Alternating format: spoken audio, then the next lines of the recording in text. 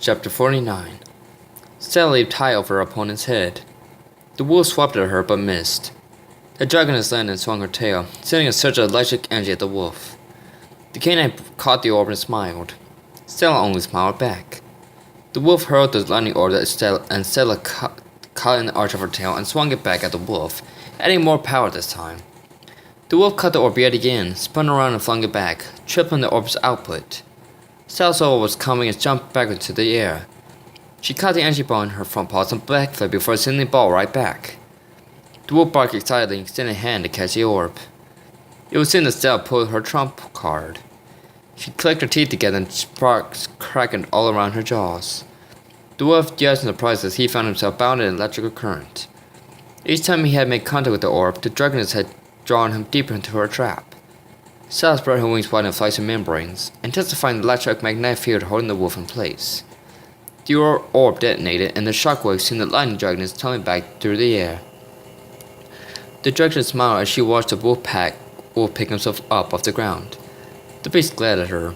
He was not amused having been tricked into a false game of catch. Stella back winged and opened her jaw slightly, allowing her white teeth to glow with electricity. The wolf's muscles tensed up as he waited for the dragoness to attack. The tiny balls crackled between the guardian's teeth, focused into a larger ball. The wolf's ears pinned back, expecting another blast of lightning. A loud shriek ripped from Stella's throat, causing the beast to howl from the piercing pain. A split second later, a barrage of ice spikes punctured his back from across the battlefield. The lightning mutant staggered forward, onto one knee, stunned by the blow. Stella smiled to herself. Conductors, she muttered and unleashed on concentrated energy. The bolt struck the spikes and the warrior squatted in pain. He dug his claws into the ground and his fur stood on end. With a shudder, he began to glow with electric energy. Stella's eyes widened in surprise as she felt her own power being pushed back. She opened her jaws wider and forced more energy out. The two combatants locked eyes for a brief moment before giving another a hard push. The forces combusted and sent both wolf and dragoness tumbling head over heels. The wolf was the first to recover. He scrambled to his feet and charged across the field, lightning cracking angrily each time his feet hit the ground. Stella sensed the coming assault and her eyes snapped open. With a fierce roar, she rolled to her feet, and her body exploded with lightning bolts. Her lightning manifested into the guardian's towering adult form. There was a loud crack as the two supercharged warriors clashed in a tremendous display of power. Stella ducked under the wolf's claws and lashed out with her own talons. The wolf jerked his head to the side, but Stella's talons still managed to leave 3 marks on his cheek. The dragoness was knocked to the side by the beast's retaliating elbow strike.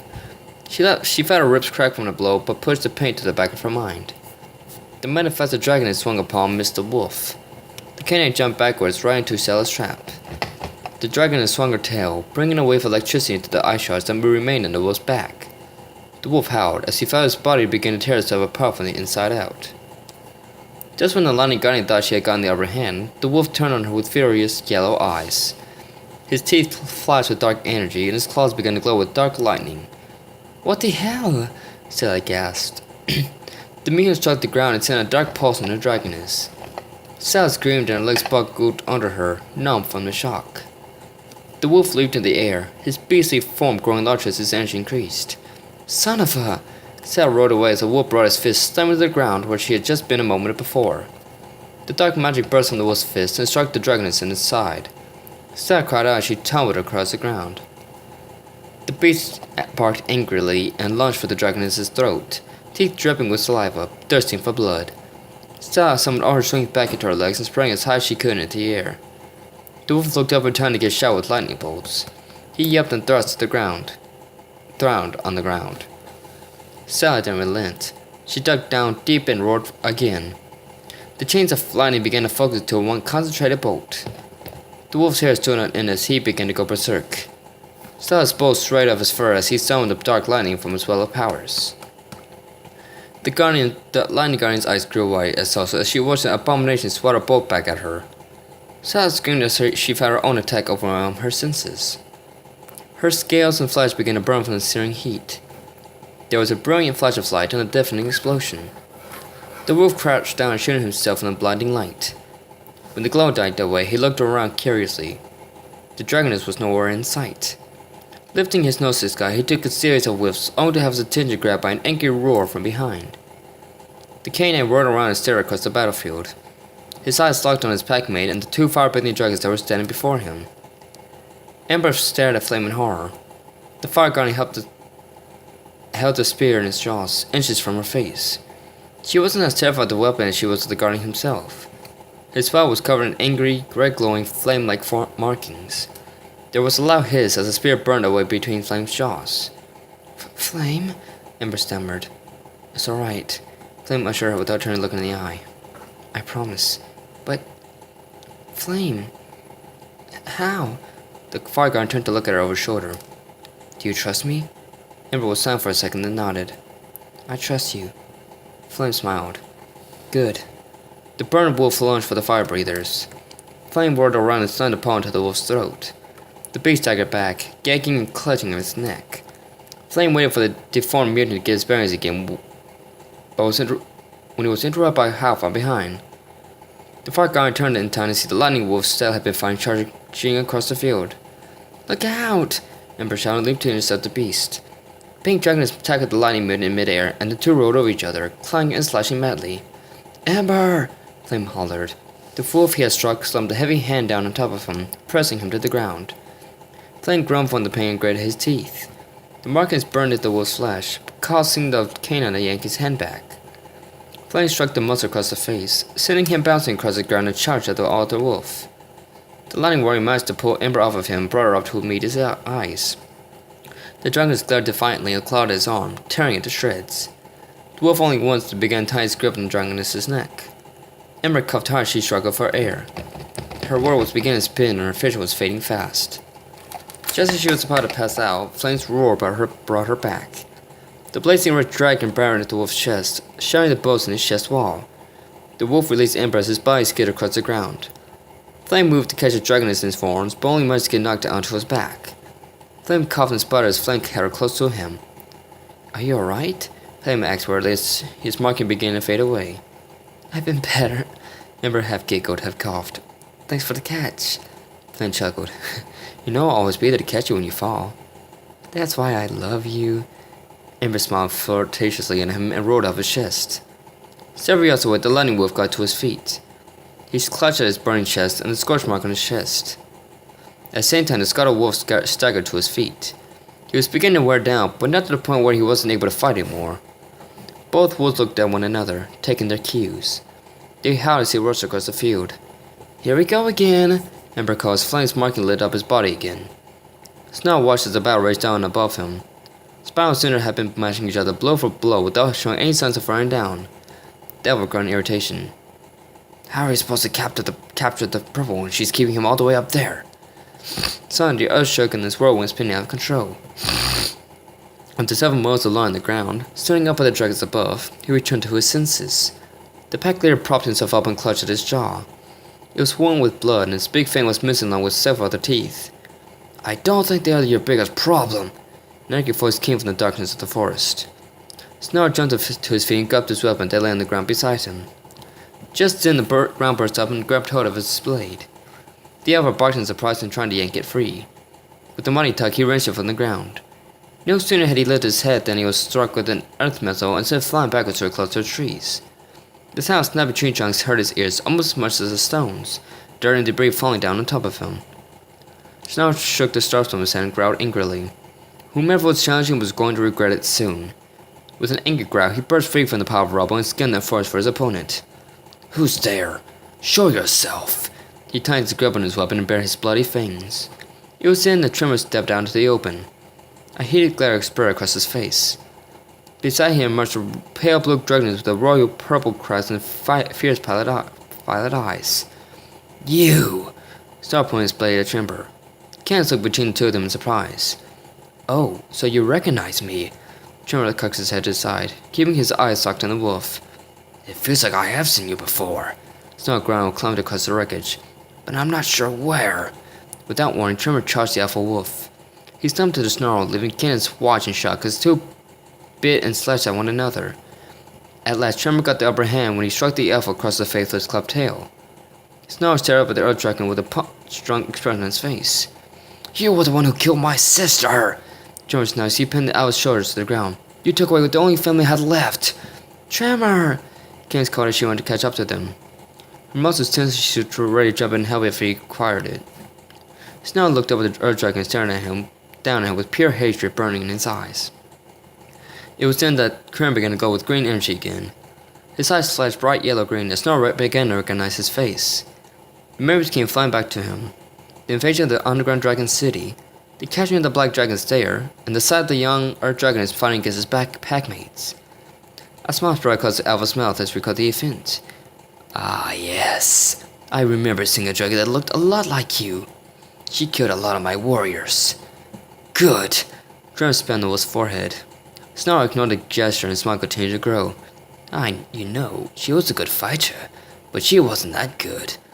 What? Tremor shook his head back as if he'd been hit. For being so capable of combat, she sure didn't have any knowledge of her surroundings. What are you talking about? Tremor demanded and dug his claws into the wolf's flesh. Snarl was slightly but continued to smile. I'm talking about when I killed her. She was so caught up in fighting my warriors that she never saw me coming. Tremor was frozen, speechless. The thought of seeing his sister laying dead at his feet returned to him. Snarl noticed the way the Earth Dragon had fallen silent and gave a mocking laugh. That was the first blow. She didn't put up much of a fight. In fact, she didn't really fight back at all.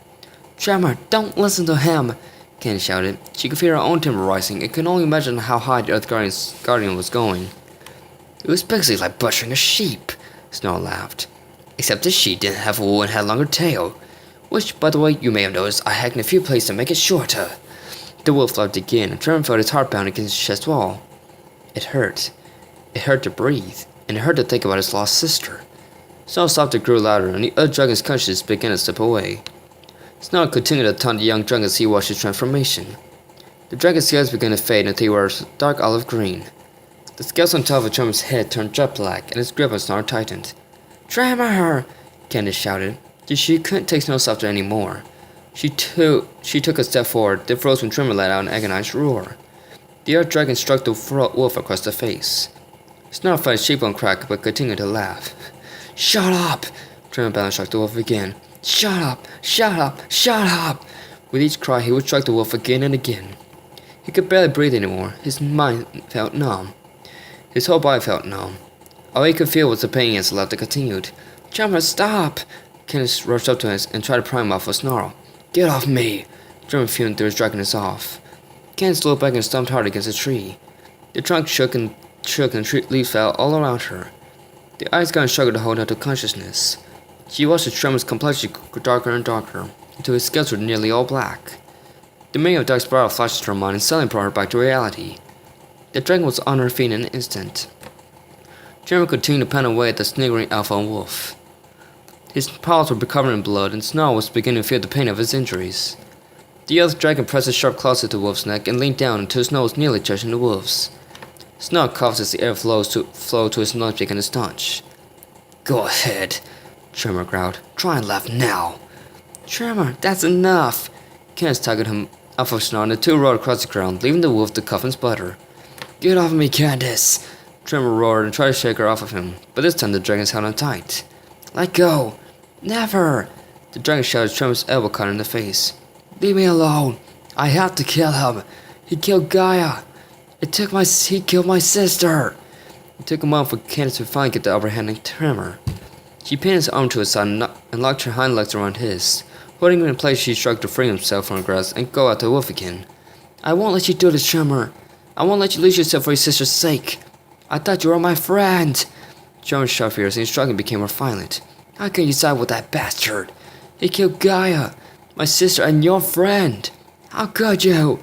As the other dragon continued to struggle, the ground began to shake.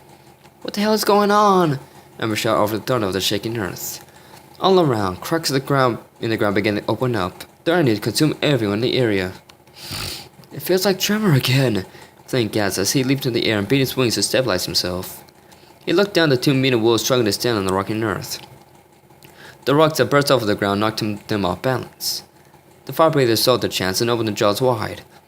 Ember released a white-hot wave of fire that melted the rocks into the startled wolves. The beasts yelped and howled in pain as they were burned alive. Flame charged up a blast of red energy. Ember dove out of the way as Flame unleashed his attack. The wolves' cries were drowned out by the deafening explosion. The blast tore the ground up beneath him and he drove to help Ember get airborne. The two fire-breathing depended heavily as he stared down at the smaller crater beneath them. There was no sign of the mutant wolves at all. Off to the side, Trevor continued to struggle against Candace's grip. He thrust his head back as his cries for revenge grew louder. Candace cringed against the harsh noise.